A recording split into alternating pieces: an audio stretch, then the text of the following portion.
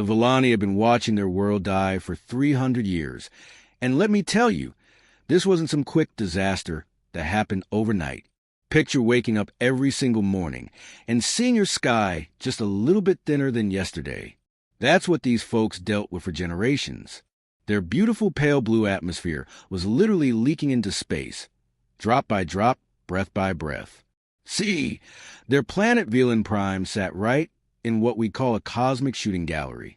Meteors and space rocks have been hammering their world for centuries, each impact punching tiny holes in their protective atmospheric blanket.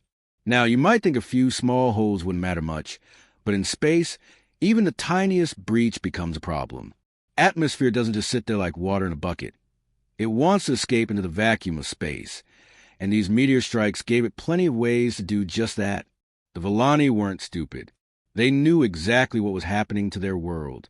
Their scientists have been tracking the atmospheric loss for decades, watching their oxygen levels drop year after year. Imagine living with that knowledge, knowing that your children might not have enough air to breathe, that your grandchildren might never see the surface of their own planet. These weren't just statistics on some government report.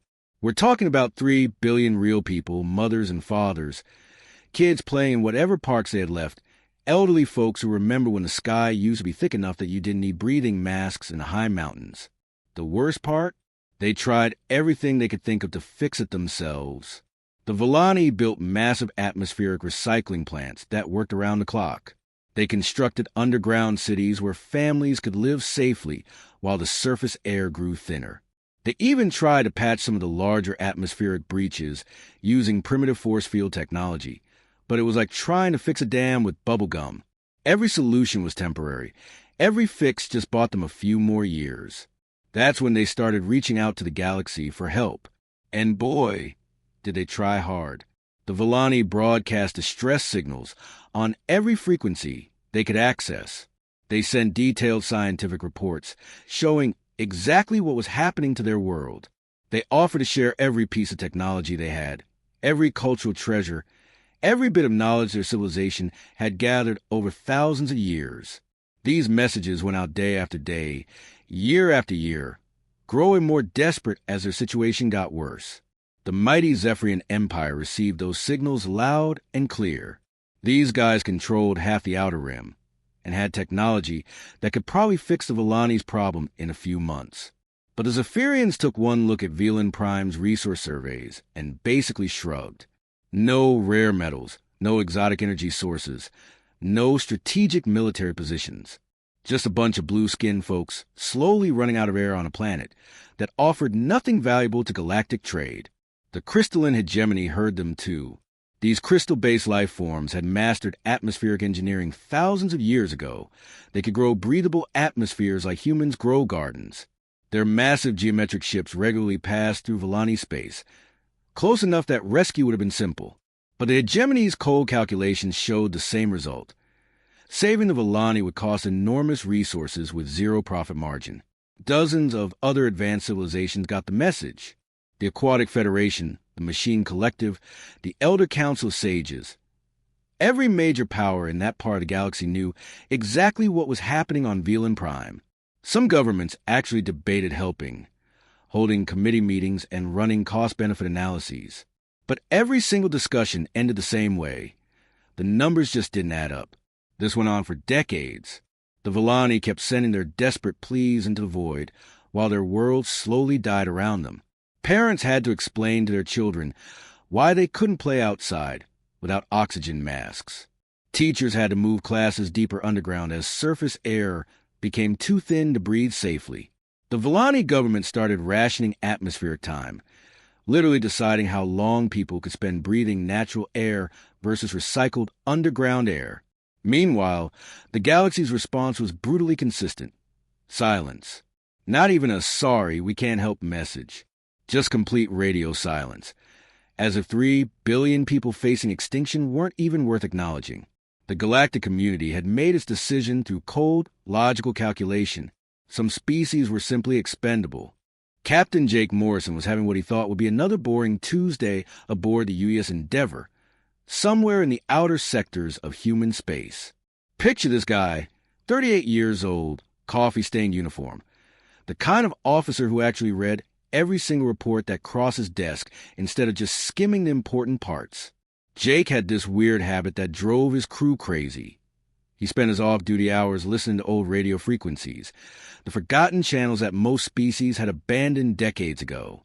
Now, you have to understand where humanity stood back then. We'd only been members of the Galactic Council for 3 years, and let me tell you, we were definitely the underdogs. Most alien species looked at us like we were cute pets who'd somehow learned to build spaceships. The Zephyrians would pat us on the head during diplomatic meetings. The crystalline hegemony spoke to our ambassadors the way you talk to a child who just learned their ABCs. We were the galactic equivalent of that country cousin who shows up to the family reunion wearing the wrong clothes. But Jake didn't care about any of that political stuff. While other human captains were trying to prove we belonged among the galactic elite, Jake was doing something completely different. Every night after his shift ended, he'd plug his headphones into the ship's communication array and scan through frequency bands that had been marked as inactive or obsolete by galactic communications authorities. His crew thought he was losing his mind, listening to static and ancient automated signals that nobody had bothered to update in years. The thing is, Jake had grown up in the ruins of old Chicago after the climate wars. He'd seen firsthand what happened when people got ignored, when their cries for help got buried under bureaucratic paperwork. Maybe that's why he spent those lonely hours listening to forgotten voices of the galaxy, the signals that got marked as resolved or no longer relevant by alien officials who'd never bothered to actually investigate. That Tuesday night, while scanning through a frequency band the Galactic Council had officially labeled as discontinued, Jake heard something that made him sit up straight in his chair. It was faint, almost lost in the cosmic background noise, but definitely artificial. A repeating signal with mathematical patterns that screamed intelligence. Jake spent 4 hours cleaning up the transmission, running it through every decoding program he could find. When the translation finally came through, Jake's hands started shaking. It was a distress call from something called the Volani Republic. The message was simple and heartbreaking. Their world was dying. Their atmosphere was leaking into space. And they were begging anyone who could hear them for help. But here's what really got at Jake. The signal was old. Really old. The timestamp showed it had been broadcasting for over 2 decades. Jake pulled up the Galactic Communications database, expecting to find rescue operations, relief efforts, something. Instead, he found 17 different stamps from various alien bureaucracies. Case reviewed and closed. No strategic value identified. Resource allocation denied. Matter resolved through administrative review. Each stamp was basically a death sentence disguised as paperwork. The atmospheric readings in the Volani message made Jake's stomach turn. Oxygen levels at 14% and falling. For comparison, Earth's atmosphere is about 21% oxygen.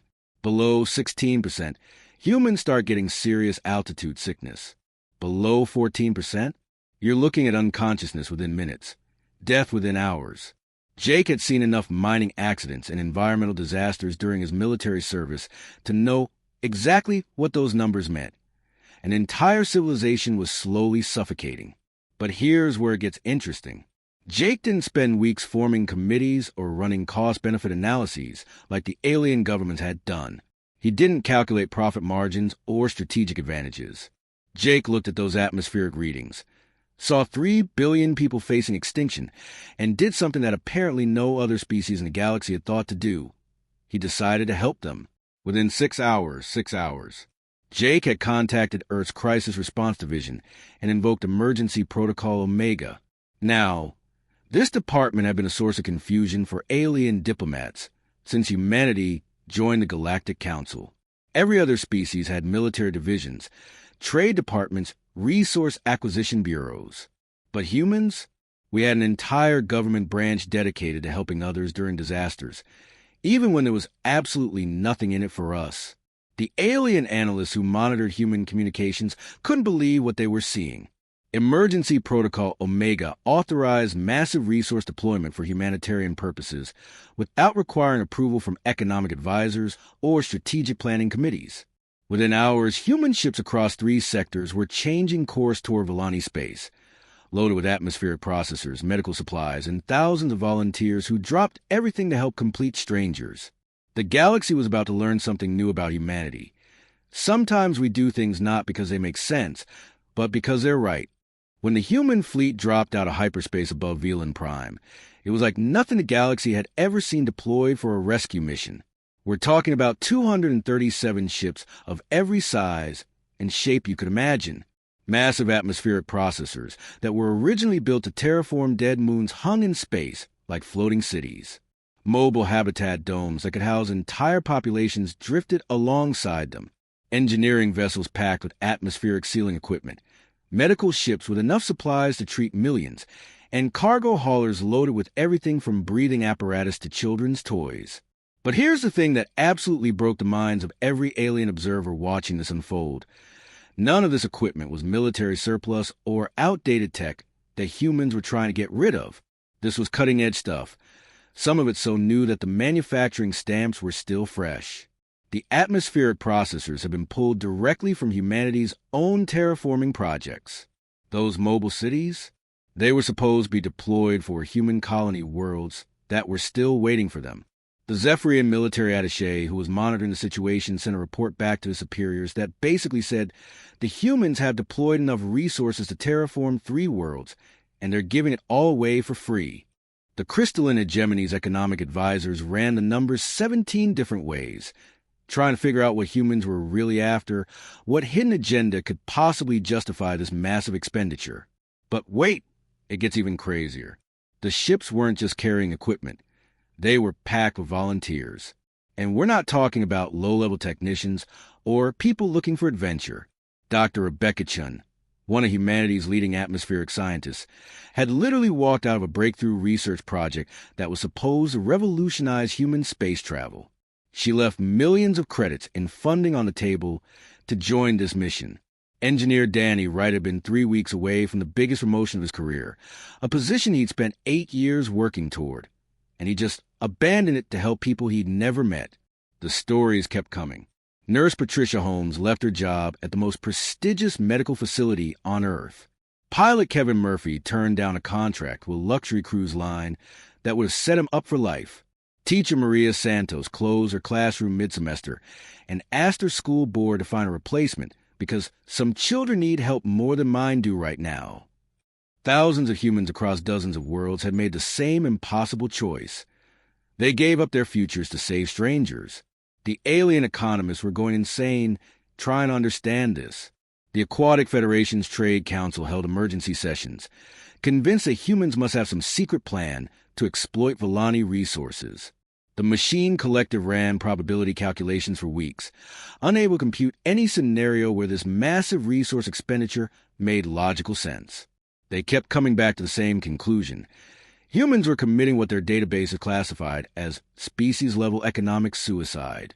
When the Volani finally emerged from their underground bunkers and looked up at the sky filled with human ships, many of them started crying. They'd been forgotten by the galaxy for so long that seeing anyone, actually show up to help felt like a miracle. Prime Minister Veltar, this elderly Volani leader, who'd spent decades watching his people slowly suffocate, had to be supported by his aides as he walked the communication platform. The conversation between Veltar and Captain Morrison was broadcast live across every major galactic network. Alien diplomats, economists, military leaders, and ordinary citizens all tuned in to hear what humans would demand in exchange for this unprecedented rescue operation. Veltar's question was simple and heartbreaking. Captain Morrison, your people have brought enough resources to save our entire world. This must represent a significant portion of your civilization's wealth. What do you expect in return?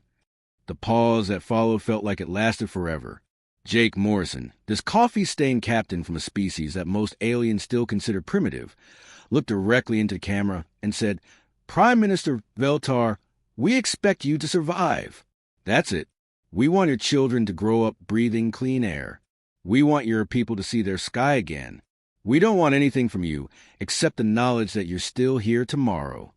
The galactic networks went absolutely silent. For the first time in recorded interstellar history, a major rescue operation had no strings attached, no hidden clauses, No expectation of future favors or trade agreements. The crystalline hegemony's ambassador literally stood up and walked out a live broadcast, muttering something about impossible variables and corrupted data. The Zephyrian trade minister demanded his staff recheck their translation algorithms, because surely humans couldn't mean exactly what they just said. But we did mean it. And that was the moment the galaxy realized that humanity operated by completely different rules. The restoration of Velan Prime turned into the biggest construction project the galaxy had ever seen. And let me tell you, it was nothing like the glamorous space missions you see in movies. This was 2 straight years of the grittiest, most exhausting work imaginable. Picture thousands of humans in Volani working 18-hour shifts in environmental suits, crawling through damaged atmospheric processors that were older than most civilizations, their hands bleeding through work gloves as they manually seal breach after breach in the planet's protective shell. The first few months were absolutely brutal. Human engineers had to learn Volani technology on the fly, while Volani technicians tried to understand human fusion systems that operated on completely different principles. Language barriers caused daily disasters. A mistranslation could mean the difference between sealing an atmospheric leak and making it 10 times worse. Engineer Tony Kim spent 3 weeks sleeping in a maintenance tunnel because he refused to leave a critical repair job half-finished. Atmospheric specialist Jenny Walsh worked so many consecutive shifts that her crew had to physically drag her to medical bay when she started hallucinating from exhaustion. The Volani weren't just standing around watching, either. These folks rolled up their sleeves and dove into the work with everything they had. Prime Minister Veltar himself spent his days crawling through maintenance shafts, his formal diplomatic robes replaced with grimy work clothes. Volani children who'd never seen natural sunlight worked alongside human teenagers, both groups learning to operate atmospheric processors that were bigger than city blocks. Every day brought new challenges. The massive fusion processors that were supposed to generate breathable atmosphere kept breaking down because Volani atmospheric chemistry was slightly different from Earth's. Human doctors had to figure out how to treat Volani workers who collapsed from exhaustion, while Volani medics learned to handle human injuries in low-oxygen environments. It wasn't unusual to see a human welding atmospheric seals at altitude while breathing through Volani oxygen masks, or a Volani engineer explaining local atmospheric currents to a human pilot who was trying not to crash into a floating processor platform. The breakthrough came in month 14 when they finally managed to seal the largest atmospheric breach, a massive crater that had been bleeding atmosphere for over a century. The moment that seal held, oxygen levels across the planet jumped by 2 full percentage points in a single day. For the first time in generations, Volani families could walk outside their underground cities without breathing apparatus. The celebration lasted 3 days straight, with humans and Volani dancing together under stars that were finally visible through a thickening atmosphere. But the real magic happened during year 2, when the first Volani children in over a century were actually born under open sky instead of in underground medical facilities. These weren't just births. They were the sound of a species refusing to die. When those babies took their first breaths of natural air and let out their crystalline laughter that echoed across restored meadows, grown humans and Volani alike started crying. That sound, the sound of children who would never know what it felt like to suffocate on their own world, that changed everything. The political earthquake that followed was unlike anything the galaxy had ever experienced. Species that had dismissed humanity as naive newcomers suddenly found themselves scrambling to understand what we just accomplished. The Zephyrian Empire, which had been treating humans like amusing pets for 3 years, suddenly realized that we become a major power not through military conquest or economic domination, but by simply refusing to let people die when we could prevent it. The changes started small, but spread like wildfire. The crystalline hegemony, whose trade agreements had always been ruthlessly focused on profit margins, quietly began adding humanitarian clauses to their contracts. Nothing major at first, just small provisions about worker safety and environmental protection. But within months, they were funding refugee assistance programs and disaster relief efforts across their territory. The Zephyrian Empire, not to be outdone, started competing with the hegemony to see who could sponsor more charitable projects. Other species took notice. The Aquatic Federation began retrofitting their exploration vessels to carry emergency medical supplies. The Elder Council of Sages, who hadn't bothered with lesser species for millennia, suddenly established diplomatic relations with dozens of smaller civilizations they'd previously ignored. Even the Machine Collective, whose members literally calculated everything in terms of efficiency ratings, started factoring humanitarian value into their decision-making algorithms. But here's the really wild part. None of this was planned. Humanity hadn't set out to revolutionize galactic politics or establish some new moral order.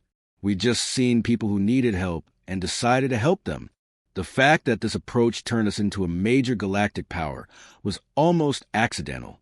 While other species had spent millennia building influence through fear, intimidation, and economic leverage, humans had stumbled onto something completely different, building alliances through compassion. The galaxy was learning a lesson that would reshape interstellar civilization for generations to come. The friendship that developed between humans and Villani after the rescue became the stuff of legends, but it started with something beautifully simple. 6 months after the atmospheric restoration was complete, a group of Villani scientists approached the human engineering teams with an offer that nobody saw coming. They wanted to share their atmospheric manipulation technology, not because they owed us anything, but because they genuinely wanted to help with humanity's own terraforming projects across the galaxy. Now, this wasn't just any technology we're talking about. The Villani had spent centuries perfecting atmospheric engineering out of sheer necessity. Their techniques for creating stable atmospheric layers, their methods for maintaining perfect gas mixtures, their systems for atmospheric recycling. This stuff was decades ahead of human science. When Villani engineer HFY showed human scientists how to create self-maintaining atmospheric processors that could run for centuries without repairs, our terraforming timeline got cut from decades to years. But here's what really mattered. The Villani shared this knowledge freely. No trade agreements, no technology exchanges, no political strings attached. They just handed over scientific advances that were worth billions of credits because, as HFY put it, "You saved our children's future. Now we want to help you build futures for your children too." Within 2 years, human colonies that had been struggling with atmospheric problems for generations suddenly had breathable air and stable climates. The real transformation, though, went way beyond technology sharing. The Velan Rescue, as historians started calling it, had fundamentally changed how the galaxy saw humanity. We'd gone from being the new kids who barely understood galactic politics to being something completely unprecedented, a moral authority that other species actually respected and trusted. The change started showing up in weird ways. When the Outer Rim Mining Consortium had a catastrophic accident that trapped thousands of workers from a dozen different species, guess who they called first? Not the Zephyrian Empire with their advanced rescue technology, not the crystalline hegemony with their massive resources. They called Earth. Human rescue ships were already en route before the official distress signals even reached the major galactic powers. When the plague of worlds hit the spiral arm colonies and traditional medicine wasn't working, refugee camps full of dying aliens started receiving mysterious supply drops from unmarked human vessels. We never took credit, never asked for payment, never even confirmed we were involved. But somehow, medical supplies and food shipments kept appearing wherever they were needed most. The pattern kept repeating. Natural disasters, refugee crises, humanitarian emergencies. Human ships were always the first to show up and the last to leave. We'd accidentally become the galaxy's unofficial emergency response system. And the strangest thing was that it made us more influential than species with armies 10 times larger than ours. The Aquatic Federation started consulting with human diplomats before making major policy decisions. Not because we had superior military force, but because they trusted our judgment on moral issues. The Machine Collective, whose members had spent millennia making decisions based purely on logical calculations, began factoring what they called humanitarian protocols into their programming because they'd seen how effective human compassion-based policies could be. Even the Elder Council of Sages, who'd been around for thousands of years and usually ignored younger species entirely, started inviting human representatives to their most important meetings, not as junior partners or token voices, but as equals whose opinions actually mattered in galactic affairs. The moment that really crystallized everything happened 5 years later, during a Galactic Media Conference. Reporter Zeftar from the Galactic News Network asked Ambassador Betty Martinez the question that everyone had been wondering about. Ambassador, your species spent enormous resources saving Volani, a civilization that most economic analyses classified as worthless to galactic interests. Can you explain the human logic behind this decision? Betty's response became the quote that every human diplomatic mission would reference for the next century. She looked directly into camera and said, Reporter Zeftar, you're operating under a fundamental misunderstanding. The Volani were never worthless to us. They were 3 billion individual lives, each with their own hopes, dreams, families, and potential. That made them invaluable. We didn't save them because we expected something in return. We saved them because saving lives is what decent people do when they have the power to help. The Galactic Network's broadcast that response across every inhabited system, and something shifted in the collective consciousness of interstellar civilization. For the first time in recorded history, a major species had openly stated that the value of life itself was reason enough for massive resource expenditure. Not strategic value, not economic benefit, not political advantage. Just a simple moral conviction that suffering should be prevented when prevention is possible. The galaxy learned something that day that changed interstellar relations forever. Sometimes the most powerful thing you can do is simply refuse to let others suffer when you have the ability to help. And apparently, humans were the first species either crazy enough or wise enough to figure that out. That philosophy would guide human foreign policy for generations, turning us into something the galaxy had never seen before, a superpower built not on fear or greed, but on the radical idea that every life has worth,